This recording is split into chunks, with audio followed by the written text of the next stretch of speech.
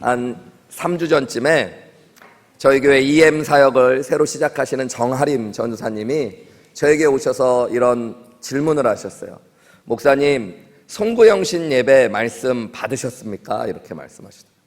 그래서 송구영신 예배 말씀 받았냐고 3주 전에 물으니까 아직 안 받았는데 이렇게 얘기하고, 또 받아야 되나 보다 이런 생각을 하면서 왜 그러냐고 질문을 했더니 EM에서 따로 송구영신 예배를 드리려고 하는데 작년에도 따로 드렸기 때문에 이왕이면 담임 목사님이 기도하시고 새해 말씀으로 받은 말씀을 알려주시면 그 말씀을 가지고 설교를 준비하겠다고 이야기를 하더라고요.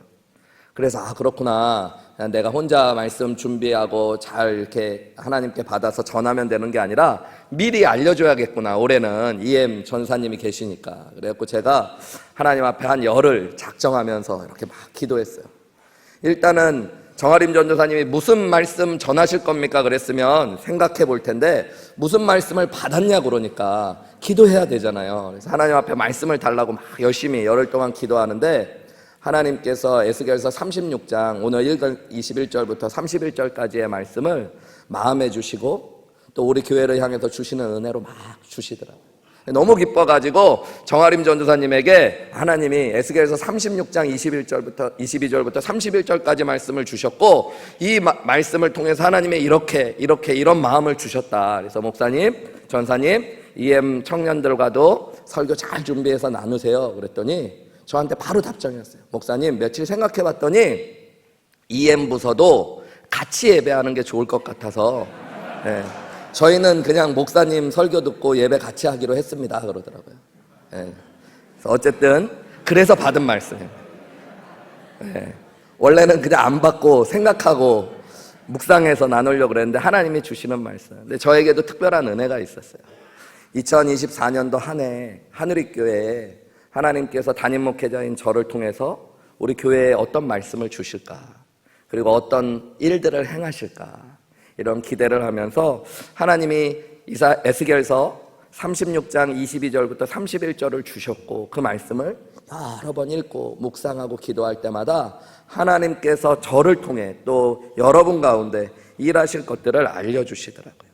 여러분, 에스겔서는 크게 두 부분으로 나누어져 있어요. 1장부터 32장까지는 죄를 범한 이스라엘이 왜 심판받아야 되는지에 대한 책망의 말씀이 담겨져 있고요.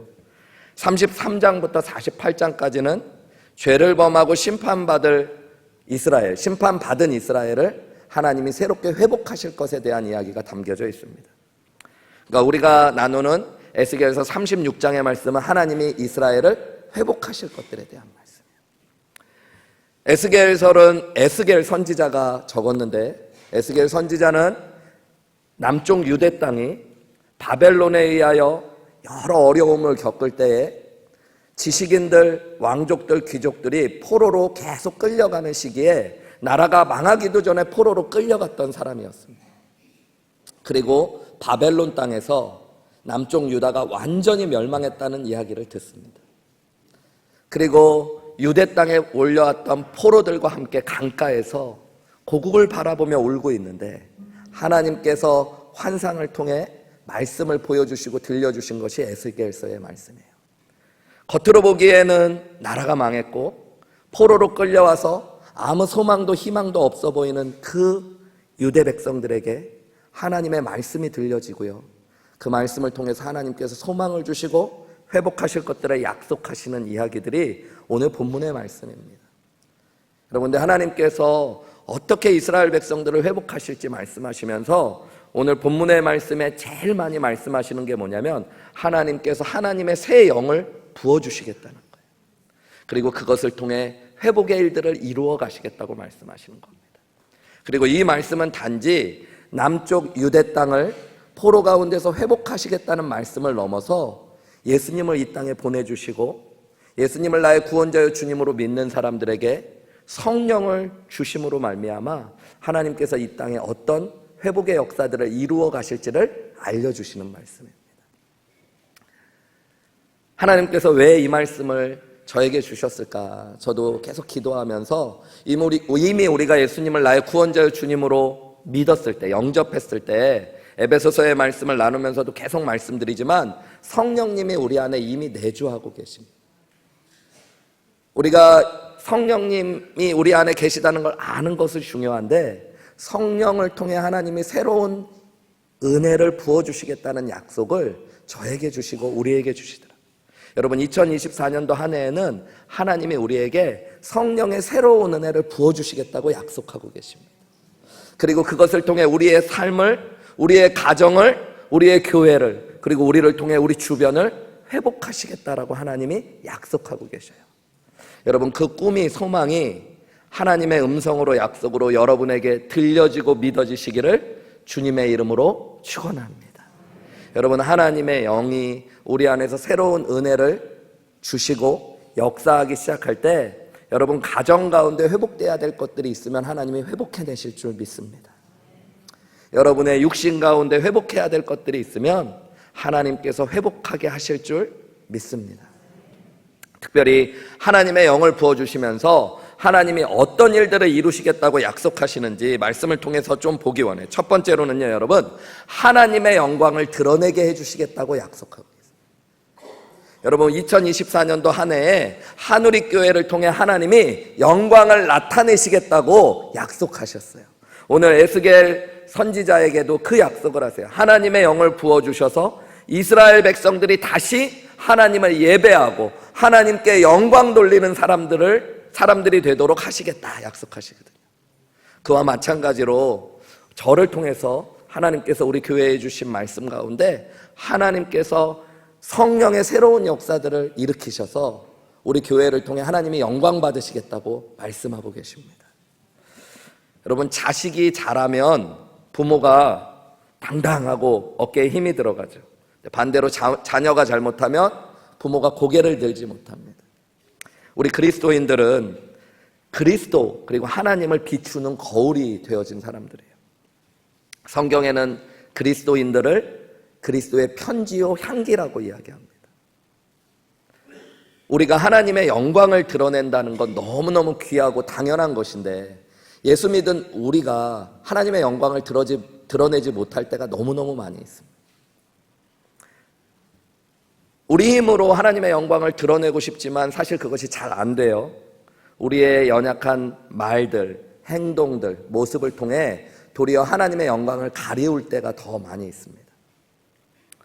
하나님을 높이고 추구하며 살아가야 될 우리가 나를 높이기에 바쁘고 남들을 깔아 뭉개기에 또 애쓰고 세상의 돈과 물질과 성공을 추구하며 살아갈 때가 얼마나 많은지 모릅니다. 2023년도를 돌아보면 저도 마찬가지고 여러분도 하나님의 영광을 드러냈어야 되는데 그것들을 잊어버리고 나를 위해 살고 물질을 위해 살고 사람들 앞에서 높아지려고 노력하고 했던 우리의 모습이 또 많이 보여질지도 모릅니다. 하나님께서 약속하고 계세요. 2024년도 한 해에는 성령을 통해서 하나님께서 새 역사를 일으키시고 우리를 통해 하나님이 영광 받으시겠다고 말씀하십니다. 여러분 이 시간 함께 예배하는 저와 여러분에게 이 약속이 여러분의 약속 되시기를 주님의 이름으로 축원합니다. 내가 성령의 은혜를 통해 하나님의 영광을 나타내리라 이렇게 결단하셨어요. 내 말을 통해 하나님의 영광이 드러나고 내 행동을 통해 하나님의 영광이 드러나고 내 삶을 통해 하나님이 영광 받으시기를 구하시기 원합니다. 내가 이렇게 말하는 게 맞을까? 내가 이렇게 행동하는 게 나에게 유익할까가 아니라 내가 이렇게 말하는 것이 하나님께 영광이 될까? 고민하시기 원해요. 그리고 성령을 따라 여러분 우리의 하나님께서 입술의 말을 바꾸셔서 하나님의 영광을 우리의 입술 가운데 말하게 하시는 은혜가 있기를 주님의 이름으로 축복합니다. 여러분의 행동을 통해서도 하나님이 영광 받으시기를 주님의 이름으로 축원합니다. 우리가 그렇게 하나님의 영광을 드러낼 때 하나님이 우리 한우리 교회를 통해 영광 받으실 줄 믿습니다. 두 번째로 하나님께서는 성령의 새 역사를 통해서 우리의 마음을 바꾸시겠다고 약속하고 계세요. 오늘 본문의 말씀에 보면요 하나님께서 뭐라고 말씀하시냐면 26절 27절에 보면 내가 새 영을 너희 속에 두고 새 마음을 너희에게 주되 너희 육신에서 굳은 마음을 제거하고 부드러운 마음을 줄 것이며 라고 약속하고 계세요. 여러분, 하나님께서 새 영을 주셔서 우리의 마음을 바꾸시게. 여러분, 마음이 생명의 근원이 됩니다. 마음으로부터 우리의 삶이 다 좌지우지 되어져요.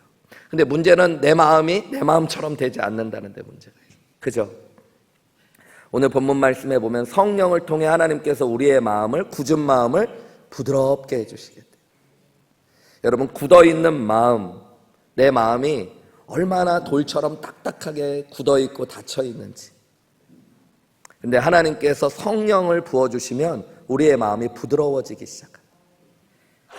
여러분, 부드러운 마음이 뭐예요? 말씀에 반응할 수 있는 마음들, 은혜 받을 수 있는 마음들, 또 내 마음을 하나님 앞으로 변화시킬 수 있는 그 마음들. 여러분, 그것이 중요해요. 성경에 보면 씨 뿌리는 자의 비유가 나오죠. 하나님께서 말씀으로 우리에게 역사하실 때 그것을 마치 농사 지을 때 씨 뿌리는 것과 같이. 근데 여러 지금 성도님들이 오늘 말씀을 듣는데, 말씀을 듣는 것이 중요한 것이 아니라 여러분의 마음이 어떠냐가 중요하다라고 예수님은 씨 뿌리는 자의 비유에서 말씀하셨어요. 하나님의 말씀이 씨와 같이 뿌려질 때 길가 같은 마음에도 뿌려진대요.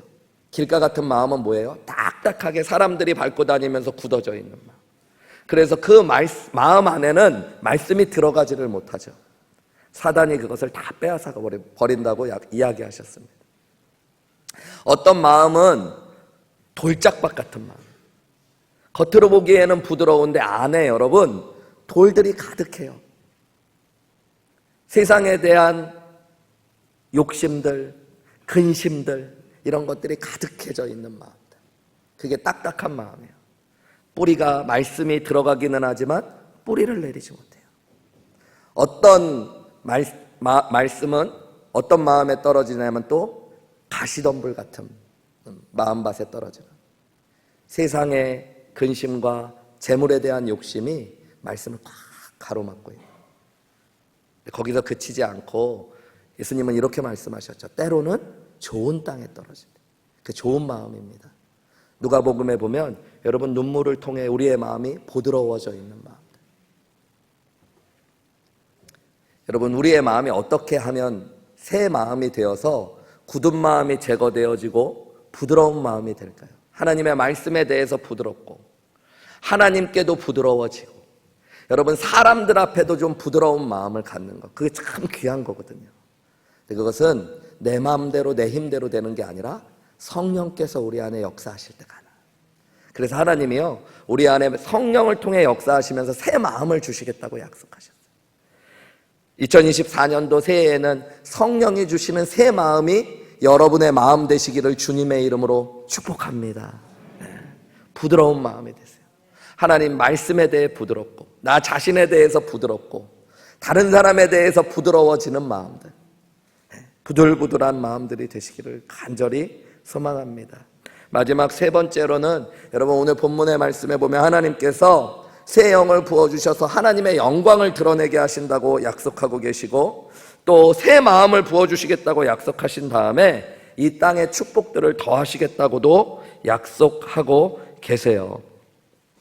여러분, 29절부터 말씀입니다. 내가 너희를 모든 더러운 데에서 구원하고 곡식이 풍성하게 하여 기근이 너희에게 닥치지 아니하게 할 것이며, 또 나무의 열매와 밭의 소산을 풍성하게 하여 너희가 다시는 기근의 욕을 여러 나라 가운데 당하지 않게 하겠다라고 약속하십니다.